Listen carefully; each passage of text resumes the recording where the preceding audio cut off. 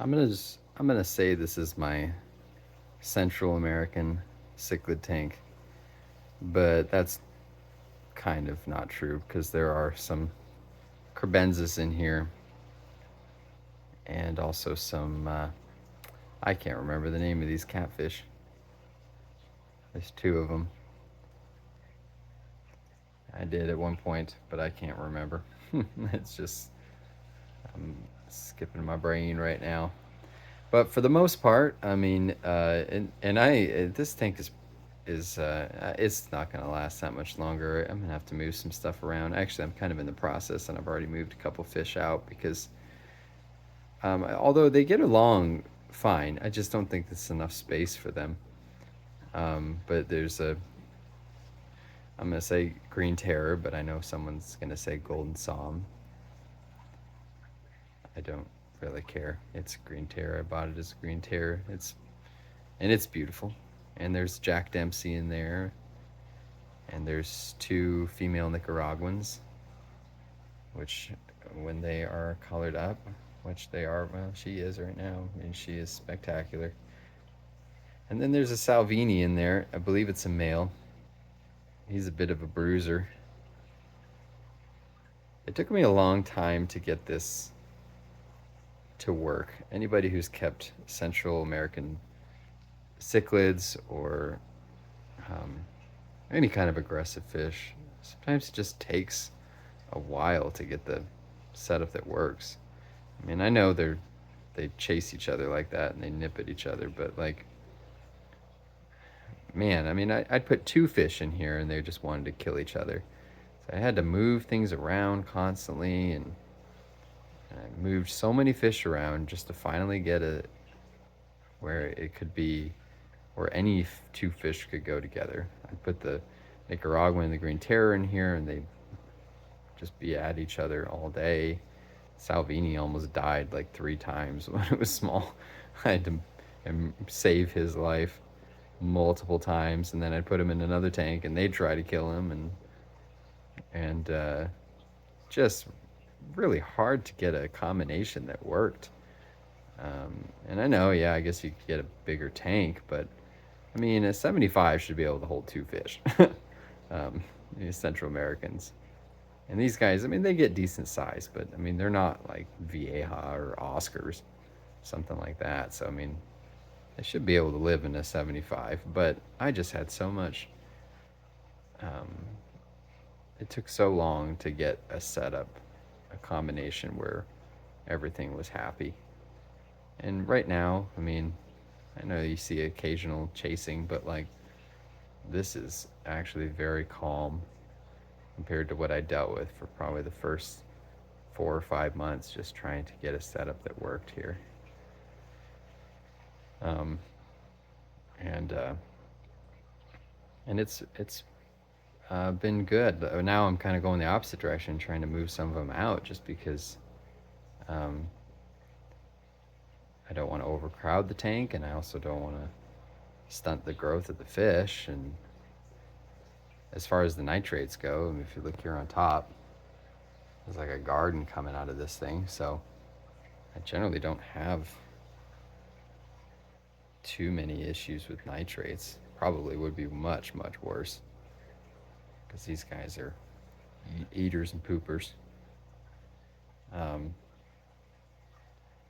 but I have enjoyed kind of the setup of this tank, of the aquascape of it, just the rocks and the roots.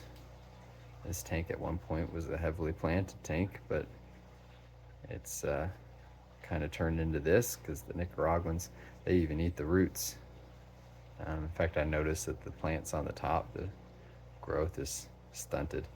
But you know, it's not all that bad. I mean, this is like, if you look at that, that's a pothos leaf. It's made 100% of fish poop.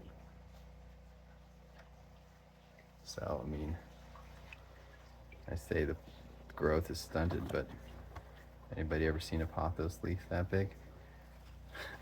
So this is a peace lily, which has flowered multiple times. I actually couldn't tell you the name of that one.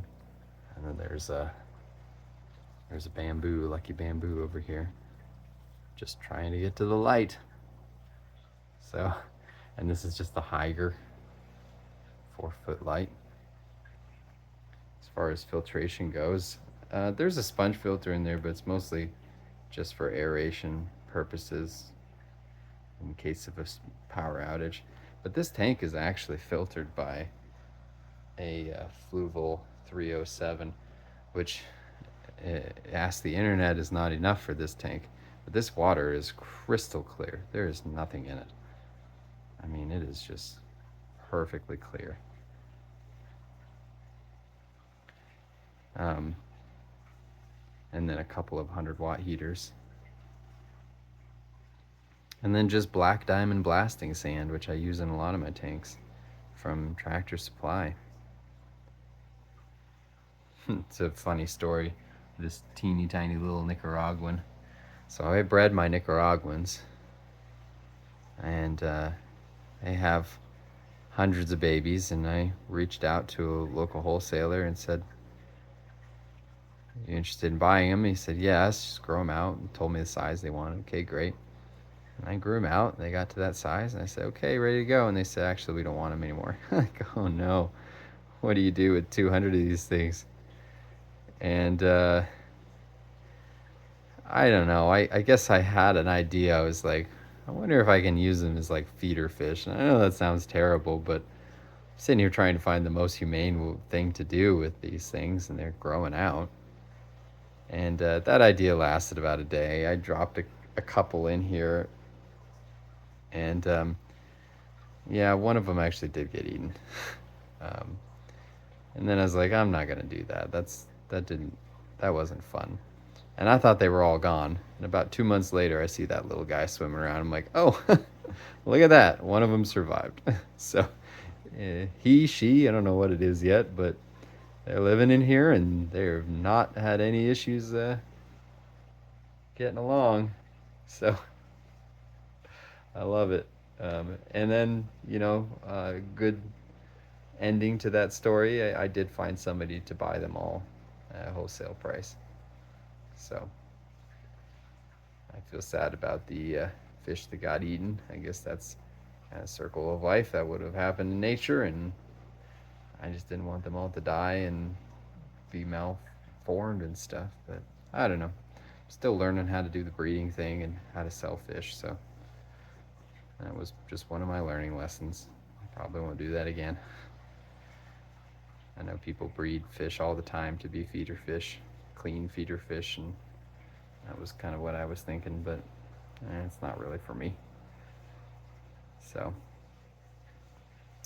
but yeah, and these, it's funny, the lids on this tank, you can see they're plexiglass. They're kind of twisting a little bit, but I know COVID was a bad time, but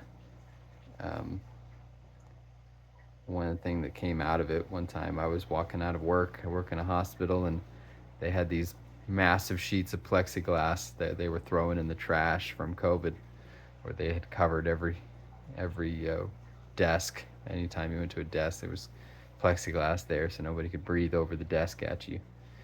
And they were just throwing away all these sheets of plexiglass, and of course, a whole lot of those. And I ran and got my truck and threw them all in there, and I got a bunch of them.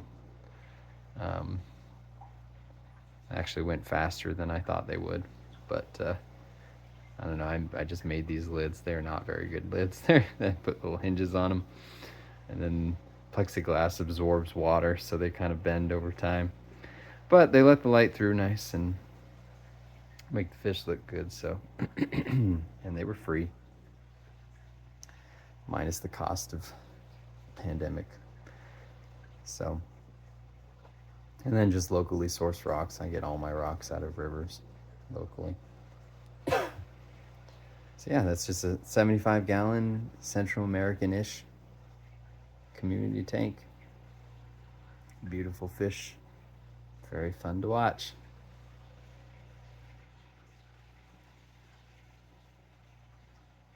Very, very pretty. Very colorful.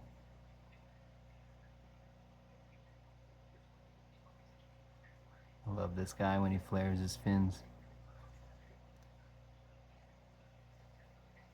I hope you enjoyed.